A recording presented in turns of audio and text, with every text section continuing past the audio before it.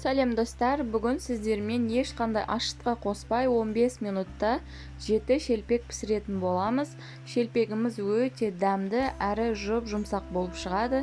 Сол себепті видеоның соңына дейін қарап, менімен бірге жасап көріңіздер. Достар, одан да бөлек менің каналымнан көптеген хит рецептерді таба аласыздар. Сол себепті каналға тіркеліп, қоңыраушаны басып қойыңыздар. Сол кезде каналымды жоғалтып алмайсыздар. Шелпекті жасауға кірісеміз. Ең алдымен ыдысқа айранды құямыз, үстінен жұмыртқа саламыз, 1 шай қасық тұз қосамыз, аздап ас содасын қосамыз,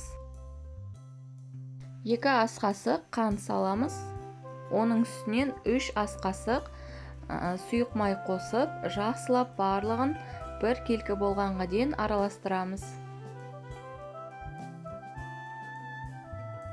Електен өткізіп, оның жарты бөлігін қосып аламыз, жақсылап араластырамыз.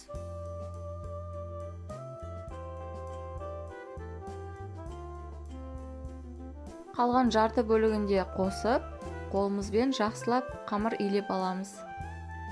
Қамыр бізде жұмсақ, бірақ қолға жабыспайтын болып шығу керек.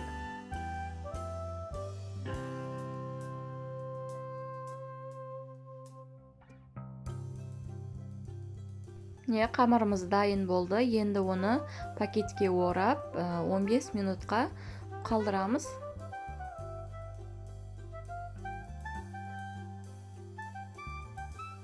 «15 минут өткеннен соң пакетінен шығарып аламыз. Осылай аздап ұн сеуіп, формаға келтіріп аламыз.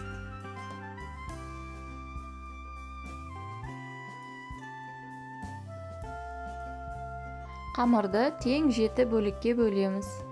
Көз мөлшерімен бөлуге қиналсаңыздар, таразыны пайдалансаңыздар да болады. Барлық қамырларды зуала жасап аламыз.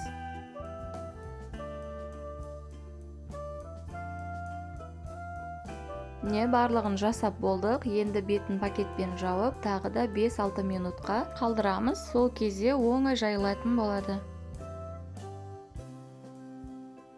Қамырды бір-бірден алып, аздап ұн сеуіп, жайып аламыз. Өте қалың немесе жұқа болып кетпеу керек. Орташа қалыңдықта жаясыздар.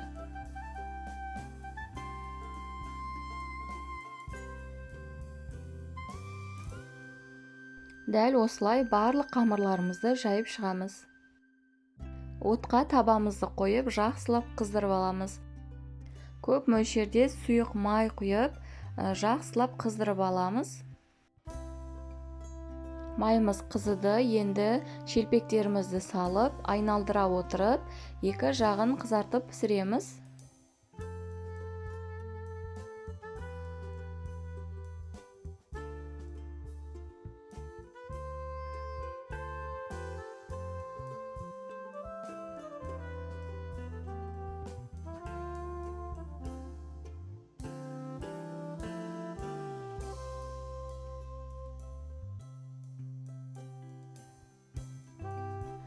Достар, барлық шелпектерді пісіріп болдық. Көргендеріңізде өте оңай дайындалады, әрі өте дәмді болып шығады. Мен тек осы рецепт бойынша пісіремін. Үйдегілердің барлығына ұнайды. Ауызашарға, Құран оқытуға немесе кез келген жиын шараға пісірсеңіздер, барлық адамға ұнайтынына 100% сенімдімін. Енді сіздер де дәл осы рецептпен жасайтын боласыздар. Видео ұнаған болса, лайк басып, каналға тіркеліп, қоңыраушаны басып қоюды ұмытпаңыздар. Шелпек пісірсем қатты болып қалады деп жүрген құрбыңыз, досыңыз болса, осы видеоны жіберіп қойсаңыз болады. Алдағы уақытта бұдан да пайдалы рецепттермен бөлісемін. Сол видеоларда кездескенше сау болыңыздар.